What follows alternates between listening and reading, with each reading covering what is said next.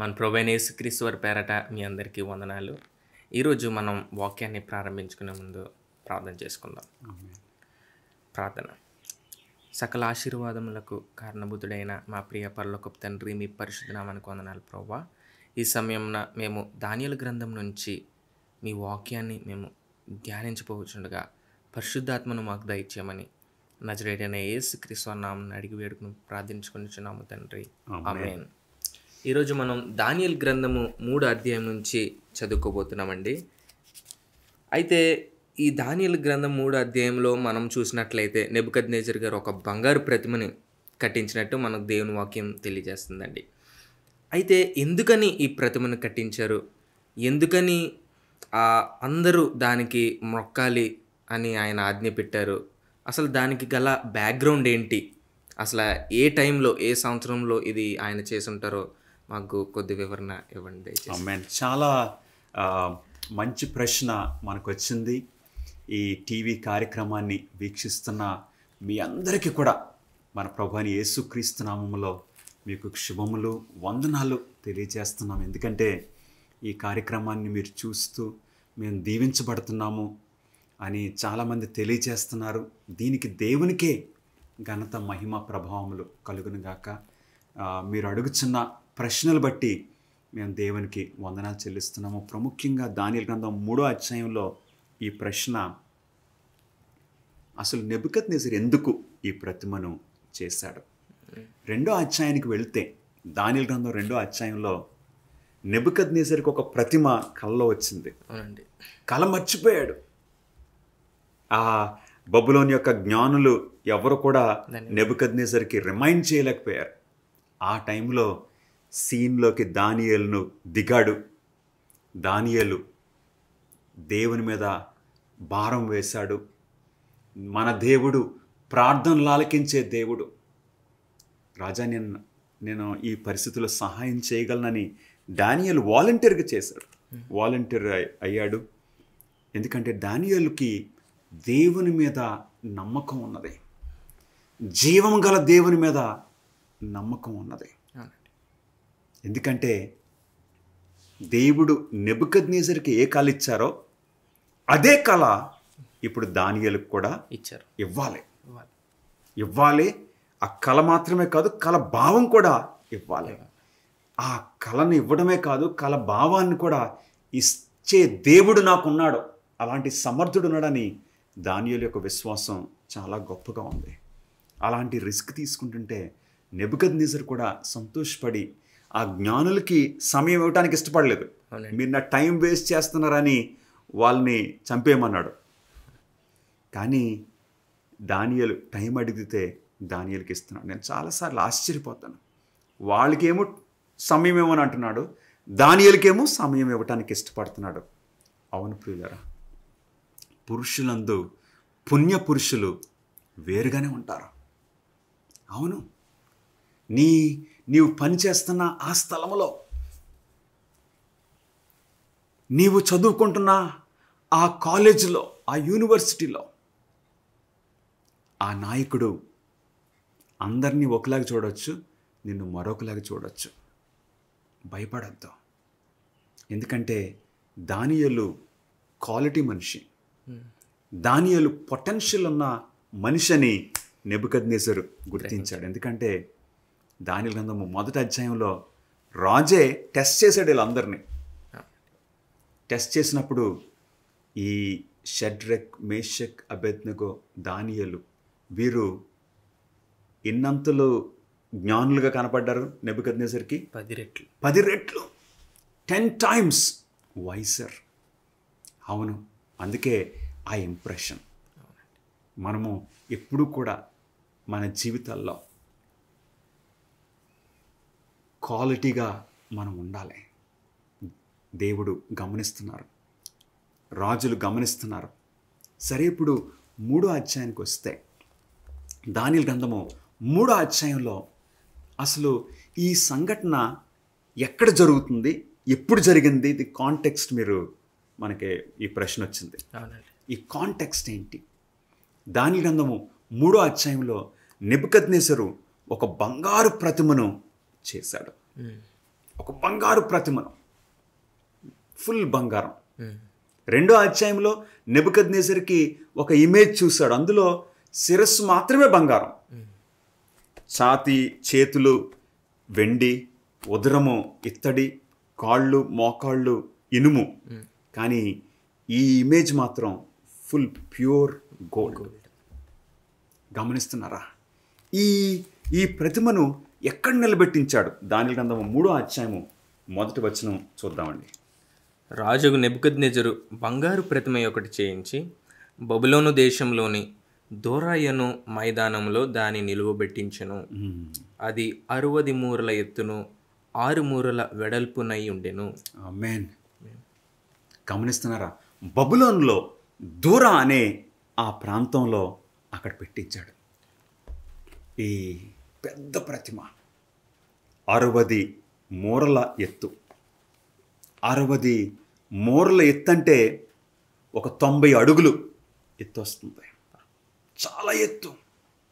దానికి ప్రపోర్షనేట్గా ఇప్పుడు 6 మూరల వెడల్పు అంటే 9 అడుగులు వెడల్పు. చాలా పెద్దది. ఇంపోజింగ్ ఇమేజ్ అని బైబిల్ పండితులు అంటున్నారు. దీనిని ఎక్కడ పెట్టాడు? ఆ రోజుల్లో పట్టణాలు చిన్నగా ఉండేవి. కాబట్టి బబులోను పట్టణంలో ఇంత స్పేస్ ఉండదు. కాబట్టి ఇది పట్టణం బయట ఒక మైదానంలో, దూరానే ఆ ప్రాంతంలో, అక్కడ మనకి ఆర్కియాలజిస్ట్ ఏం చెప్తున్నారంటే కొంచెం మండే, అంటే మంటొచ్చే, ఇప్పుడు ఇరాక్ ఏరియాలో ఆయిల్ వెల్స్ ఉన్నాయి చాలా, అలాంటి పరిస్థితి ఉన్నదన్నమాట. ఎందుకంటే ఆ దూరాన మైదానంలో ఈ ప్రతిమను నెబుకద్నెజరు నిలబెట్టించడం మాత్రమే కాదు, ఆ దగ్గరలోనే మండుచున్న అగ్నిగుండాన్ని కూడా పెట్టాడు. గమనిస్తున్నారా? అంటే ఇది ఒక టెస్ట్, ఇది ఒక పరీక్ష, ఎ టెస్ట్ ఆఫ్ లాయల్టీ. నెబుకద్నెజరు ఆయన యొక్క సామ్రాజ్యంలో ఒక తిరుగుబాటు వచ్చిందని మనకు బైబిల్ పండితులు తెలియజేస్తున్నారు. దానిని మనం బైబిల్ ఆధారంగా కూడా మనం చూడబోతున్నాం ప్రియులారా. ఒక తిరుగుబాటు నెబుకద్నెజరు యొక్క బబులోను సామ్రాజ్యంలో వచ్చింది. ఎక్కడొచ్చింది అని మనం చూస్తే ఆ తిరుగుబాటు, మరి ఆ సామ్రాజ్యం చాలా పెద్దది. ఆ సామ్రాజ్యంలో వెస్ట్ ల్యాండ్, పశ్చిమ దిక్కునున్న భాగం, బబులోను పట్టణానికి పశ్చిమ దిక్కులో ఉన్న ఆ ఏరియాలో ఏ దేశాలు వస్తాయి?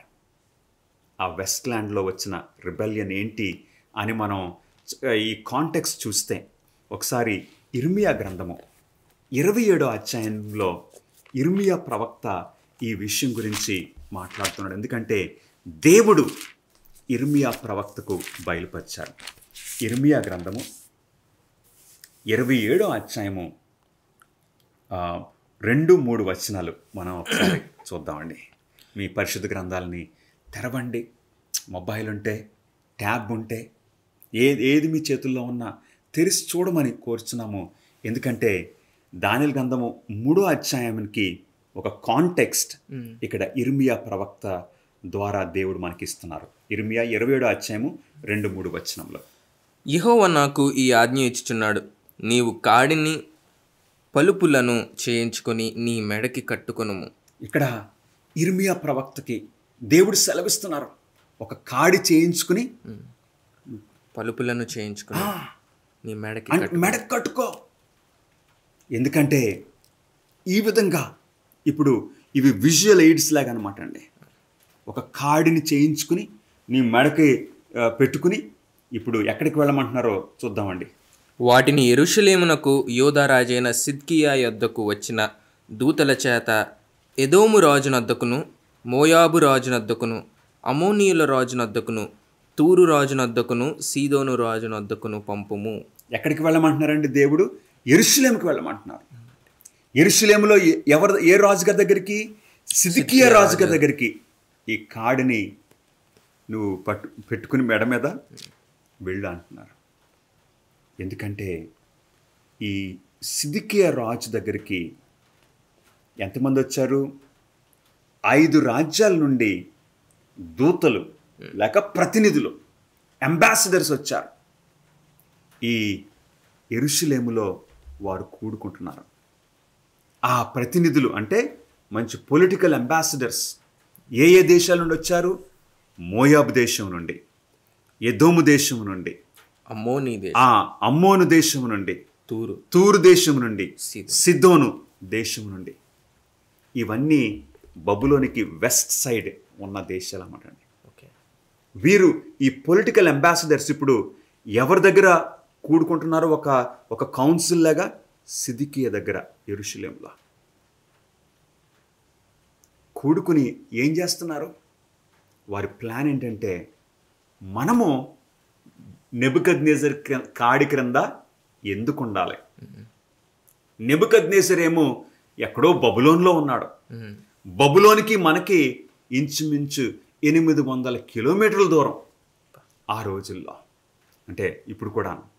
అంటే మనం ఇక్కడ ఏం చేసినా ఆయనకేం తెలుస్తుంది, ఎందుకంటే చాలా దూరంలో ఉన్నాం.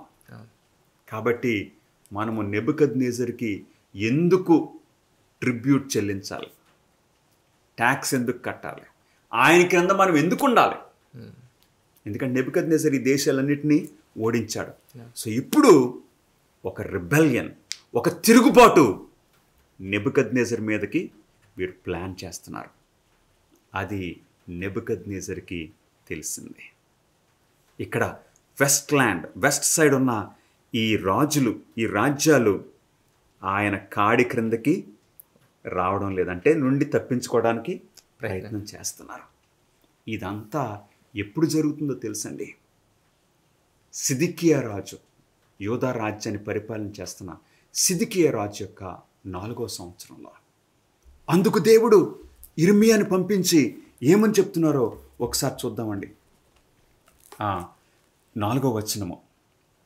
మరియు ఆ దూతలు తమ యజమానులకు తెలియజేయవలెనని ఈ ఆజ్ఞ వారితో చెప్పుము. సో దేవుడు వెంటనే ఇలాంటి సంప్రదింపులు కలుగుతుంటే, తిరుగుబాటు చేయడానికి వీరు ప్రయత్నం చేస్తుంటే, దేవుడు ఇర్మియా ప్రవక్తను పంపించి ఏమని చెప్పమంటున్నారో మనం చూద్దామండి.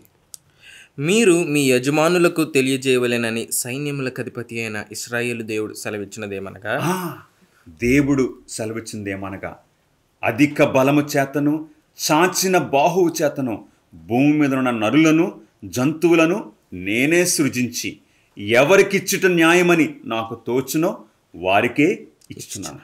ఇప్పుడైతే దేశములన్నిటినీ నా దాసుడగు బబులోను రాజైన నెబుకద్నెజరుకు వశము చేయుచున్నాను. నేను ఈ దేశాలన్నిటినీ నెబుకద్నెజర్కి ఇచ్చాను. కాబట్టి మీరు నెబుకద్నెజర్కి లోబడండి అని దేవుడు వర్తమానం పంపిస్తున్నారు. ఇప్పుడు సిద్కియా యెరూషలేము రాజు దగ్గరికి వాళ్ళందరూ వచ్చారు. వాళ్ళ సంగతి ఎలా ఉన్నా సరే సిద్కియా యెరూషలేములో ఉన్నాడు. అక్కడ దేవుని దేవాలయం ఉన్నది, దేవుని ప్రవక్తల పరిచర్య ఉన్నది. ఆ టైంలో ఇర్మియా ప్రవక్త ఉన్నాడు. సిద్కియాకి డైరెక్ట్గా చెప్తున్నాడు, నువ్వు తిరుగుబాటులో పాల్గొనవద్దు. వాళ్ళందరికీ కూడా చెప్పు, మీరు తిరుగుబాటు చేయొద్దు అని చెప్పి. సిద్కియా వారిని చెప్పటం బదులు, అంటే మనం ఇలా తిరుగుబాటు చేయకూడదు, దేవుడే ఈ రాజ్యాలన్నింటినీ నెబుకద్నెజరు వశమున ఇచ్చాడు, కాబట్టి దేవునికి మనము లోబడాలని సిద్కియా వారికి చెప్పే బదులు సిద్కియా వారితో చేతులు కలిపి ఇప్పుడు నెబుకద్నెజరు మీద తిరుగుబాటు చేస్తున్నాడు. నెబుకద్నెజరు ఇది విన్నాడు. అందుగురించి ఇప్పుడు నెబుకద్నెజరు ఏం చేశాడు తెలుసండి? ఒక టెస్ట్ ఆఫ్ లాయల్టీ పెట్టాడు. వారి యొక్క విధేయత పరీక్షించడానికి. అందుకే ఆ ప్రతిమను నిలబెట్టడం మాత్రమే కాదు, దగ్గరలో ఇంకేముందండి, ఒక అగ్నిగుండాన్ని పెట్టాడు. ఎవరైతే నా మాటకు లోబడరో వారిని అగ్నిగుండంలో వేసేసి let me end the rebellion immediately, ఆ తిరుగుబాటును వెంటనే ఆఫ్ చేసేయాలి. నెబుకద్నెజర్ మంచి నాయకుడు, ప్రాంప్ట్ యాక్షన్ తీసుకుంటాడు, వెంటనే చేసేయాలి. కాబట్టి ఇర్మియా ప్రవక్త మరొక డీటెయిల్ మనకిస్తున్నాడు. ఇర్మియా గ్రంథము 51వ అధ్యాయము 59వ వచనంలో మనం చూస్తే ఇర్మియా 51:59. సిద్కియా ఏలుబడి యందు ఇప్పుడు గమనిస్తున్నారా? సిద్కియా ఏలుబడి యందు 4వ సంవత్సరమున 4వ సంవత్సరాన షెరాయ దండు భోజన సామాగ్రికి అధికారి అయ్యుండి సిద్కియాతో కూడా బబులోనునకు వెళ్ళినప్పుడు. సిద్కియాతో పాటు అంటే రాజుగారు ఒక్కరే బబులోనికి వెళ్ళరు. అవునండి. రాజుగారికి కూడా మరి ఆయన కొంతమంది ఉండరు కదండి. సెరయ ప్రాముఖ్యంగా. ఈ సెరయ ఇర్మియాకి బాగా తెలుసు. సెరయ దైవభక్తి గలవాడు. కొంచెం రాజుకి సహాయం చేసే ఒక పిఏగా ఉన్న వ్యక్తి అనమాట అండి. సో ఇప్పుడు సిద్కియా ఆయన 4వ సంవత్సరం అందు ఎక్కడికి వెళ్తున్నాడు? బబులోను పట్టణానికి వెళ్తున్నాడు. ఇప్పుడు మనకి ఆర్కియాలజీకి ప్రకారంగా, ఓకే, ఈ బైబిల్ హిస్టరీ ప్రకారంగా మనం చూస్తే సిద్కియా 4వ సంవత్సరంలో తిరుగుబాటులో చేతులు కలిపాడు. ఇప్పుడు అదే సంవత్సరాన్న నెబుకద్నెజరు సిద్కియా బబులోనికి వెళ్ళాడు. అదే సంవత్సరాన్న దానియేలు గ్రంథం 3వ అధ్యాయంలో ఈ ప్రతిమను నెబుకద్నెజరు దోరా అనే ప్రాంతంలో నిలబెట్టాడు, అగ్నిగుండాన్ని దగ్గరలో పెట్టాడు. అంటే ఈ పాయింట్స్ అన్నీ మనం కనెక్ట్ చేసుకుంటే మనకు అర్థమవుతుంది. ఆ రోజు దానియేలు గ్రంథము 3వ అధ్యాయంలో ఆ రోజు కనీసం 4 యూదుల పేర్లు మనకు తెలుసు. ఆ మీటింగ్కి నెబుకద్నెజరు అందరినీ పిలవలేదండి. ఎవరిని పిలిపించాడో దానియేలు గ్రంథము 3వ అధ్యాయము 2వ వచనంలో మనకు దొరుకుతుంది. అందరినీ పిలవడం కాదు, ఇదేదో ఊరంతా అందరినీ అక్కడికి పిలిచేసాడు అని కాదు. ప్రాముఖ్యంగా రాజుకు నెబుకద్నెజరు ఎవరిని పిలిపించాడో దానియేలు గ్రంథము 3వ అధ్యాయము 2వ వచనంలో మనకు కనపడుతుంది. రాజుకు నెబుకద్నెజరు అధిపతులను, సేనాధిపతులను, సంస్థానాధిపతులను, మంత్రులను, ఖజానాదారులను, ధర్మశాస్త్ర విధాయకులను, న్యాయాధిపతులను, సంస్థానములలో ఆధిక్యము వహించిన వారిని అందరినీ సమకూర్చుటకును రాజుకు నెబుకద్నెజరు నిలువబెట్టించిన ప్రతిమ యొక్క ప్రతిష్టకు రప్పించుటకును దూతలను పంపించగా. అవునండి, వర్తమానం పంపించాడు. ఇది అధికారులకు, సంస్థానాధిపతులకు, న్యాయాధిపతులకు, ఖజానాదారులకు. ఏంటో తెలుసండి, ఆ లిస్ట్ చూస్తే 7 రకాల నాయకులు ఆయనకి నెబుకద్నెజరు క్రింద ఉన్న, అందులో మన సిద్కియా కూడా ఒకడు. సిద్కియా కూడా ఆ ప్రతిమ ఎదుట ఉన్న ఆ వ్యక్తుల్లో సిద్కియా కూడా ఉన్నాడు. మరి షడ్రక్, మేషక్, అబేద్నెగో వీళ్ళెందుకున్నారు? ఎందుకంటే 2వ అధ్యాయము 49వ వచనంలో మనము చూస్తున్నాం. దానియేలు గ్రంథం 2వ అధ్యాయం 49వ వచనం. అంతట దానియేలు రాజునొద్ద మనవి చేసుకొనగా రాజు షద్రకు, మేషాకు, అబేద్నెగోయను వారిని బబులోను సంస్థానము మీద విచారణకర్తలుగా నియమించాను. బబులోను సంస్థానం మీద విచారణ అంటే అడ్మినిస్ట్రేటర్స్గా నెబుకద్నెజరు వారిని నియమించాడు. కాబట్టి ఆ అడ్మినిస్ట్రేటర్స్లో ఇప్పుడు షడ్రక్, మేషక్, అబేద్నెగో కూడా ఉన్నారు. అవును ప్రియులారా, అంటే దీనిని అంతా మనం కనెక్ట్ చేసుకొని చూస్తే ఆ సంగీతం వాయించినప్పుడు అందరూ ఆ ప్రతిమకు సాష్టాంగపడి నమస్కారం చేస్తున్నప్పుడు 3 మాత్రమే నిలబడ్డారు: షడ్రక్, మేషక్, అబేద్నెగో. మరి సిద్కియా కూడా అక్కడ ఉన్నాడు. సిద్కియా ఏం చేశాడండి? నమస్కరించాడు, తల వంచేశాడు. అవును ప్రియులరా, ఈయన ఒక యూదుల రాజు, యూదా రాజ్యాన్ని పరిపాలన, యెరూషలేములో పరిపాలన చేస్తున్న ఆ రాజు, దావీదు సింహాసనం మీద కూర్చుంటున్న ఈ రాజు ఆ ప్రతిమకు నమస్కారం చేసేశాడు. దేవుని ఆజ్ఞలను ధిక్కరించేశాడు. కానీ యవనస్తులు నిలబడ్డారు. ఈరోజు ఒక ప్రాముఖ్యమైన సత్యాన్ని మనం గమనించాలి. ప్రియ సహోదరుడా, సహోదరి, ప్రత్యేకంగా మన యవనులరా నిలబడాలి. సత్యం కోసం నిలబడాలి. షడ్రక్ మేషక్ అబేద్నెగోల వలె వారు ఆ పెద్ద మనిషిని చూసి, ఆ సిద్కియాని చూసి, ఆ రాజుగారు ఏం చేస్తే మనం అది చేద్దాం, అట్లా కాదండి. ఆ రాజు, ఆ నాయకుడు, మన ఆ అధికారి, ఆయన తలంచినా తలంచకపోయినా మనం మాత్రం దేవుని కొరకే నిలబడాలి. ఎందుకంటే it's a test of loyalty.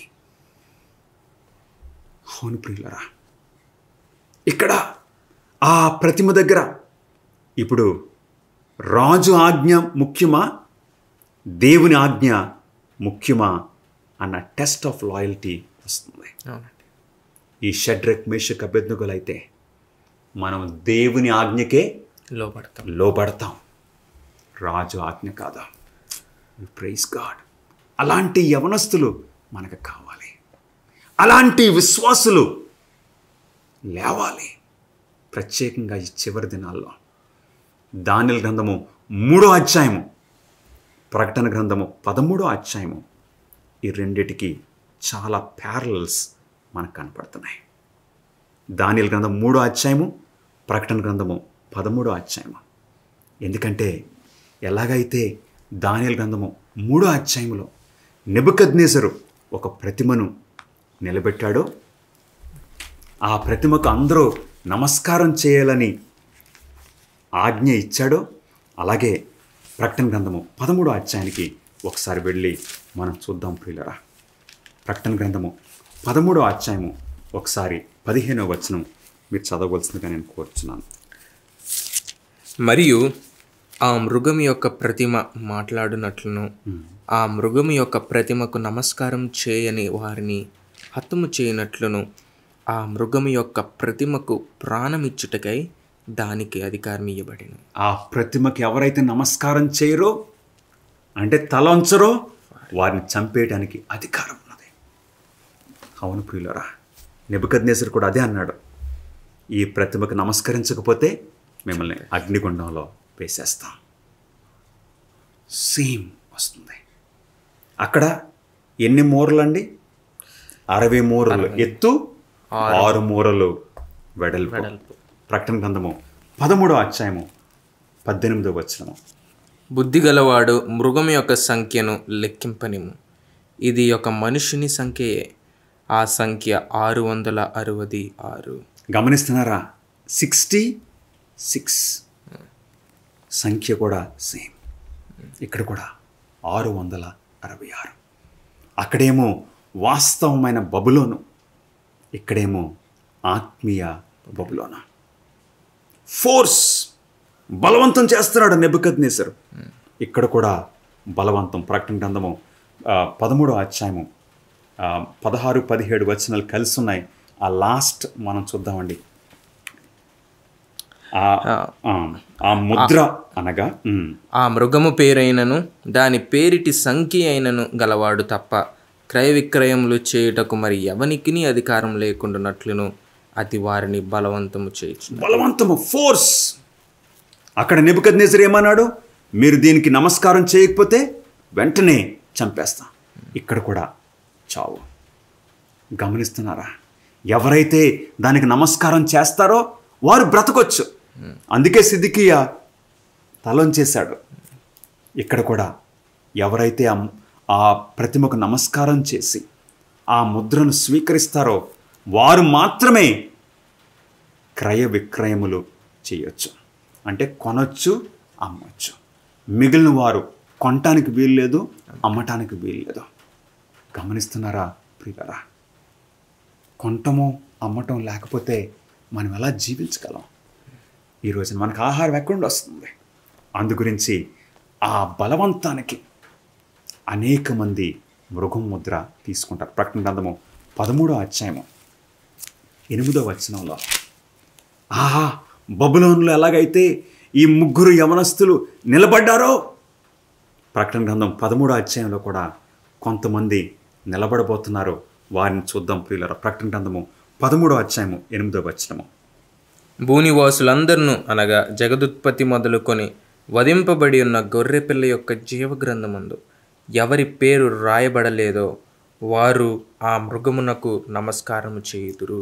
ఎవరి పేరైతే జీవ గ్రంథములో ఉండదో వారు ఆ మృగానికి నమస్కారం చేస్తారు, ఆ మృగం యొక్క ముద్ర పొందుతారు. కానీ ఎవరి పేరైతే జీవ గ్రంథంలో ఉంటుందో వారు మాత్రం దేవునికే నమస్కారం చేస్తారో దేవుని ముద్రను వారు నొసళ్ళ మీద పొందుతారు. ప్రియ సహోదరుడా, సహోదరి, షడ్రక్ మేషక్ అబేద్నెగోలకు వచ్చిన ఆ పరీక్ష మనకు కూడా బహు త్వరలో రాబోతుంది. అవును, ఎలాగైతే దేవుని ఆజ్ఞల విషయంలో ఆ టెస్ట్ ఆఫ్ లాయల్టీ నెబుకద్నెజర్ అంటున్నాడు, ఆ విగ్రహానికి నమస్కారం చేయండి, పూజించండి. దేవుడేమో ఏ విగ్రహానికి నువ్వు తలంచడానికి వీల్లేదు, పూజించడానికి వీల్లేదని దేవుడు అంటున్నారు. నీవు దేవుని ఆజ్ఞలను గైకొనుచున్నావా? యేసును గూర్చి సాక్ష్యమిచ్చే ఆ సమూహంలో నీవున్నావా? ప్రియ సహోదరుడా, సహోదరి, దేవుని ఆజ్ఞలు మనకు అవసరమా? దేవుని ఆజ్ఞలు మనకు ఒక కోటగా దేవుడు మనకి ఏర్పాటు చేశారు, మనకు ఒక హెడ్జ్గా దేవుడు ఏర్పాటు చేశారు. దేవుని ఆజ్ఞలు గైకొనచ్చు, యేసును గురించి సాక్ష్యం ఇచ్చేవారుగా నీవు నేను నిలబడాలి. ఎప్పుడైతే షడ్రక్ మేషక్ అబేద్నెగోలు నిలబడ్డారో అప్పుడు రాజు మండిపడిపోయాడు, సెకండ్ ఛాన్స్ ఇచ్చాడు. అప్పుడు రాజు అన్నాడు, వారన్నారు, రాజా, మా దేవుడు మమ్ములను నీ చేతిలో నుండి రక్షించడానికి సమర్థుడు, ఆ అగ్నిగుండం నుండి తప్పించడానికి సమర్థుడు. కానీ ఒకవేళ మా దేవుడు మమ్మల్ని అగ్నిగుండం నుండి రక్షించకపోయినా మేము మాత్రం నీ విగ్రహానికి నమస్కరించము. అదండి, అలాంటి వారికి కావాలి. వారిని అగ్నిగుండంలో పడేస్తే, ముగ్గురునేస్తే నెబుకద్నెజర్ అంటున్నాడు, నలుగురు కనపడుతున్నారండి. Jesus stood with them. మన ప్రభు అయిన యేసుక్రీస్తు వారు వారితో నిలబడ్డారు. ఎప్పుడైతే దేవుని ఆజ్ఞలు గైకొనొచ్చు యేసును గూర్చి నువ్వు సాక్ష్యం ఇచ్చి వారి సమూహంలో ఉంటావో నీ పక్షమున మన ప్రభు అయిన యేసుక్రీస్తు వారు నిలబడతారు. గమనిస్తున్నారా ప్రియులరా? దాని గ్రంథం 3వ అధ్యాయం చదివితే ఆ రోజు నెబుకద్నెజరు అందరూ ఆ ప్రతిమ గురించి మర్చిపోయారు, ఆ 4వ వ్యక్తి గురించి మాట్లాడుకుంటున్నారు. తర్వాత నెబుకద్నెజరు ఒక శాసనం చేస్తాడు, ఎవ్వరూ కూడా వీరి దేవుళ్ళ మీద మాట్లాడటానికి వీలేదు, వీరి దేవుడే నిజమైన దేవుడు. ఎందుకంటే the fire lost its power in the presence of their God. అవును, గాలి సముద్రము అన్నిటినీ స్వాధీనపరుచుకున్న మన దేవుడు మన పక్షమునుండగా మనం ఎందుకు భయపడాలి? Stand for the truth. ప్రార్థన చేసుకుందాం. ప్రభువా, మాతో మాట్లాడినందుకు నీకు వందనాలు ప్రభువా, ధైర్యపరిచినందుకు వందనములు ప్రభువా. నీ ఆజ్ఞలు పాటిస్తూ నీ సత్యము పక్షమున మేము నిలబడినట్లు మీ కృప మాకు అనుగ్రహించమని యేసుక్రీస్తు నామములో అడుగుచున్నాం తండ్రి. Amen. God bless you friends.